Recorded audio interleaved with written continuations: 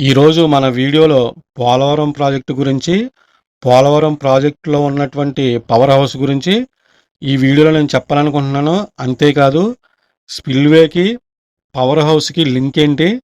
ఆ 2 కలిపి కట్టుకోకోకుండా విడివిడిగా ఎందుకు కడుతున్నారో, ప్రతి ప్రాజెక్ట్‌లో కూడా 2 కలిపి కడతారు కదా! ఈ ప్రాజెక్ట్‌లో స్పెషల్ ఏంటి? వాటి గురించి సంబంధించిన విషయాల గురించి, అలాగే పెనస్టాక్, స్టీల్ ఐరన్ సెగ్మెంట్స్ గురించి కూడా ఈ వీడియోలో నేను చెప్పాలనుకుంటున్నాను. ఈ వీడియో నేను నైట్ చేయడానికి గల కారణం ఏంటంటే, డే టైమ్‌లో మనం వీడియో చేసినప్పుడు చాలా మనకి ఏంటంటే పీస్‌ఫుల్‌గా ఉండదు. అలాంటిది నైట్ టైమ్‌లో చేస్తే గనక ప్రతి అంశాన్ని కూడా చాలా క్లియర్‌గా, చాలా పర్టిక్యులర్‌గా మనం ఈ వీడియోలో చెప్పాలనుకుంటున్నాను. అంతేకాదు మన పవర్ హౌస్‌కి సంబంధించిన ప్రతి సెగ్మెంట్ గురించి, ప్రతి విషయంలో కూడా ఆ టర్బైన్స్ లోపల ఉపయోగించే ఈ కప్లైన్స్ గురించి, సెగ్మెంట్స్ గురించి అన్ని విషయాలు కూడా నేను ఈ వీడియోలో చెప్పాలనుకుంటున్నాను. అంతేకాదు డే టైమ్‌లో వీడియో చేస్తే చాలా ఆంక్షలు పెడుతున్నారు. పలానాది తీయొద్దు, పలానాది తీయమని చెప్పేసి వాళ్ళే చెప్పడం ద్వారాగా నేను చాలా విషయాల వరకు కూడా నేను మీకు చెప్పలేకపోతున్నాను, చూపించలేకపోతున్నాను. అందుకే ఈ వీడియోని చాలా కష్టమైనా సరే మీ అందరికి చూపించిన ఉద్దేశంతోటి చేస్తున్నాను. అందరికీ నమస్తే. నేను మీ హరి. ఈరోజు మన వీడియోలో మనం పోలవరం ప్రాజెక్టు గురించి కొత్త అప్డేట్ ఇవ్వడం కోసం నేను ప్రాజెక్టులోకి రావడం జరిగింది. అది కూడా డే టైంలో కదండి, ఫుల్ నైట్ టైంలోను. నైట్ టైంలో మొత్తం మనకి కనిపిస్తున్న టర్బైన్స్ కానీ లేదంటే ఇవన్నీ కూడా నేను మీకు చూపించడం కోసం ఎంత రిస్క్ అయినా సరే ఈ నైట్ టైంలో వచ్చి నేను వీడియో చేస్తున్నాను. వీడియో స్కిప్ చేయొద్దండి, లాస్ట్ వరకు చూడండి. వీడియో అయితే చాలా బాగుంటుంది. ఇంకా మనం ఏమాత్రం లేట్ చేయకోకుండా వీడియోలోకి వెళ్ళిపోతాం ఫ్రెండ్స్. వీడియో అయితే చూస్తున్నానండి. మామూలుగా స్పిల్వేకి ఆనుకొని పవర్ ప్రాజెక్టు కడుతున్నారు కానీ పోలవరంలో మాత్రం స్పిల్వేకి సంబంధం లేకుండా వేరువేరుగా కడుతున్నారు. పోలవరానికి ప్రతి ఏడాది వరదలు వస్తూ ఉంటాయి. గోదావరి వరద ప్రవాహం ఎక్కువగా ఉండడం వల్ల 27 మీటర్ల ఎత్తు నుంచి నీటిని దిగువకు విడుదల చేయడం ద్వారా జల విద్యుత్తుని ఉత్పత్తిని గణనీయంగా పొందే అవకాశం పోలవరంతోనే సాధ్యమవుతుందని భావించారు. ఒక్కొక్క యూనిట్ నుండి 331 క్యూసెక్కుల నీటిని విడుదల చేస్తారు.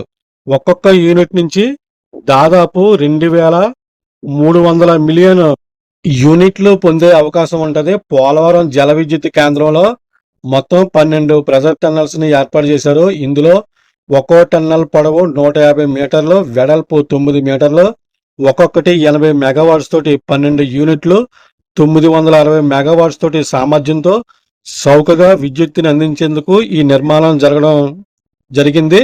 జల విద్యుత్ కేంద్రం వెడల్పు 294 మీటర్లు, పొడవు 216 మీటర్లు, 420 ఎకరాల విస్తీర్ణంలో దీన్ని నిర్మిస్తున్నారు. గోదావరి నదిపై ఎక్కడా జల విద్యుత్ కేంద్రాలు లేవు. ఉన్న 1, 2 కూడా చాలా తక్కువ సామర్థ్యంతో ఉన్నాయి. 2 తెలుగు రాష్ట్రాలలో ఇంత సామర్థ్యం ఉన్న పవర్ ప్రాజెక్టు ఇదే పెద్దది. 2025 కల్లా పవర్ ప్రాజెక్టు పూర్తి చేయాలని లక్ష్యంగా పెట్టుకున్నారు. పోలవరం ప్రాజెక్టుని నాగా సంస్థ మొదటి 3 యూనిట్లలోనే 2024 జులై నాటికి పూర్తి చేస్తారు. తర్వాత 2 నెలలకు ఒకటి చొప్పున మిగతా 9 పూర్తి చేస్తారు.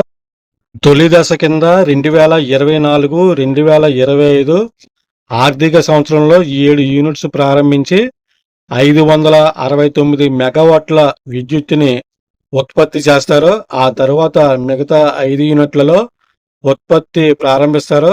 పోలవరం వద్ద 41 మీటర్ల కాంటర్ వరకు నీరు నిల్వ చేస్తే జల విద్యుత్ కేంద్రం ద్వారా 960 మెగావాట్ల విద్యుత్ ఉత్పత్తి సాధ్యం కాదని అపోహలున్నాయి. నిజానికి ఒక యూనిట్ 80 మెగావాట్ల పూర్తి స్థాయి సామర్థ్యంతో విద్యుత్ ఉత్పత్తి చేయడానికి నెటెడ్ వద్ద 27 మీటర్ల రిజర్వాయర్ వద్ద 41 మీటర్ల పూర్తి సామర్థ్యం నీటితో కరెంటు ఉత్పత్తి చేయొచ్చు. జల విద్యుత్ కేంద్రంలో 12 వాటికల్ టర్బైన్స్ ఉన్నాయి. ఒక్కో టర్బైన్స్ కెపాసిటీ 80 మెగావాట్లు.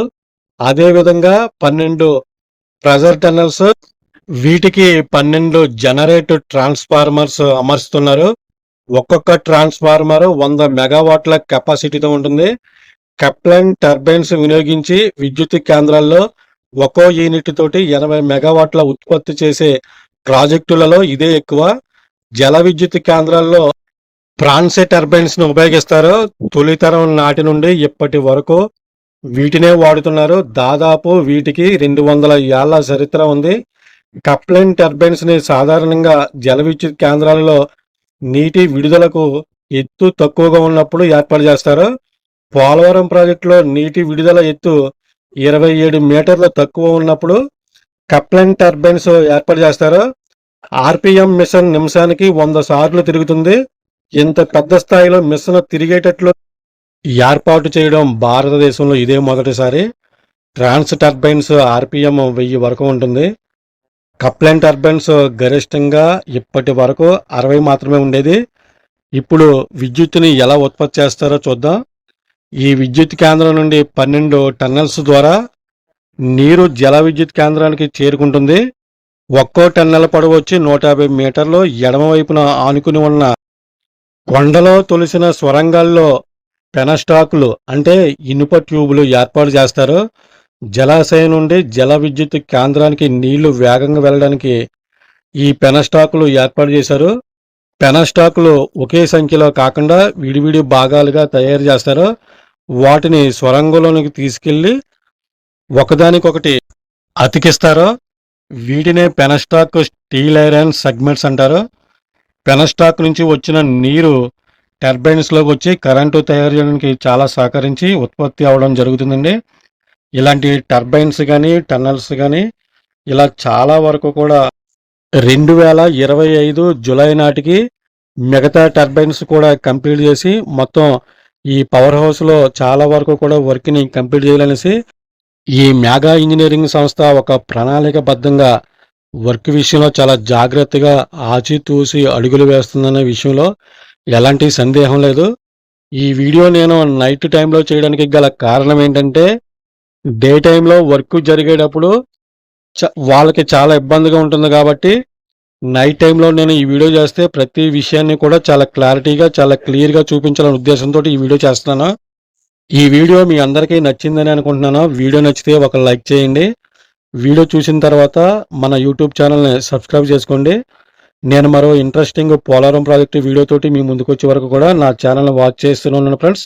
అప్పటి వరకు మీరందరికీ కూడా జై హింద్.